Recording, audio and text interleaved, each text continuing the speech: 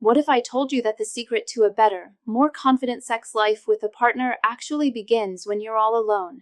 For decades, masturbation has been a topic surrounded by myths, silence, and shame. But today, we're going to talk openly about it because understanding its true role is one of the most powerful things you can do for your sexual well-being. As a sex therapist, I've seen firsthand how misinformation can create unnecessary anxiety. So, my goal for this video is simple: to explore the profound importance of masturbation for your health, your confidence, and your relationships.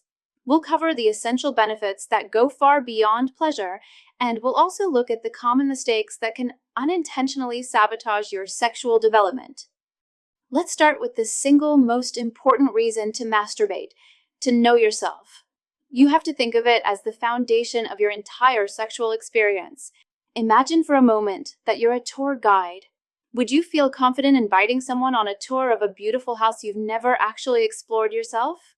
You wouldn't know where the most interesting rooms are, which hallways lead to amazing views, or what hidden details make the place special.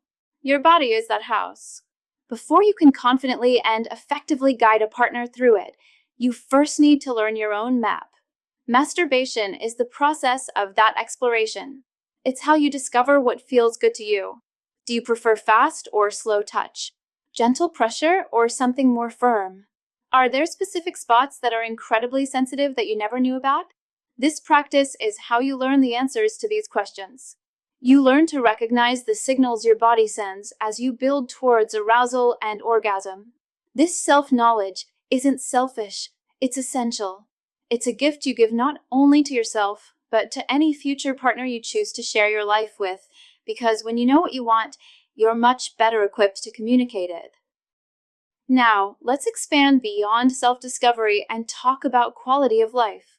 Masturbation isn't just a fleeting act of pleasure, it's a contributor to your overall well-being.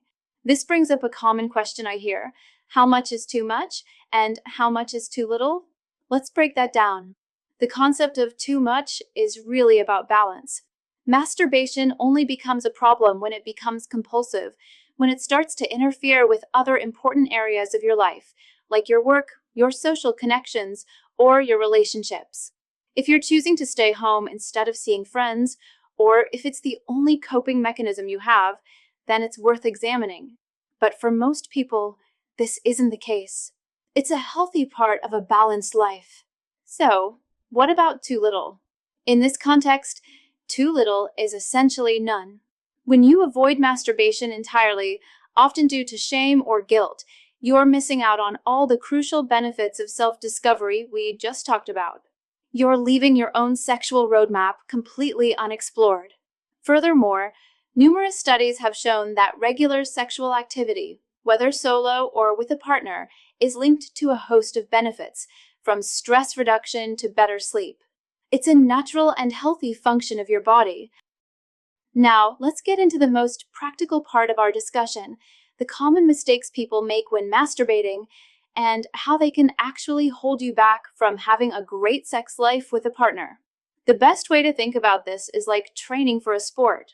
What you do in practice directly affects how you perform in the game. The first major mistake is the rush job.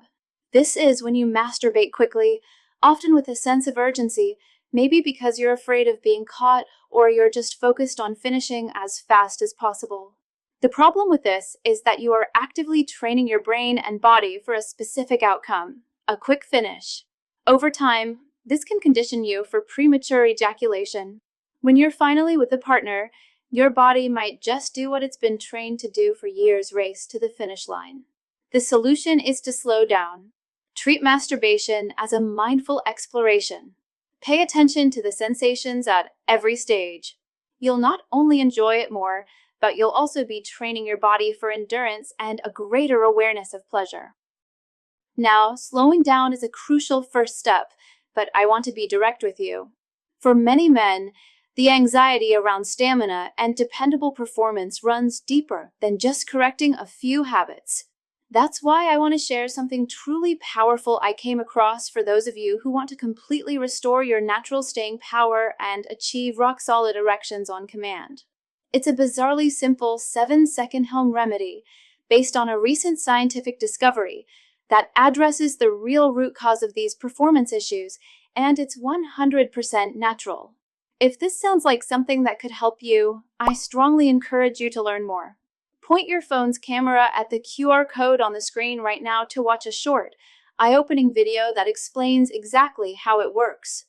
I've also placed the direct link in the pinned comment below this video. Alright, now let's move on to the second common mistake that can hold you back. The second major mistake is getting stuck in a porn-only rut. This happens when you rely exclusively on one type of stimulus, especially very intense or specific types of pornography, to get aroused. The consequence is that you can create a disconnect between fantasy and reality. Real-life sexual encounters are rarely like the highly produced, perfectly scripted scenes in a video. They are messier, more nuanced, and involve a real, complex human being.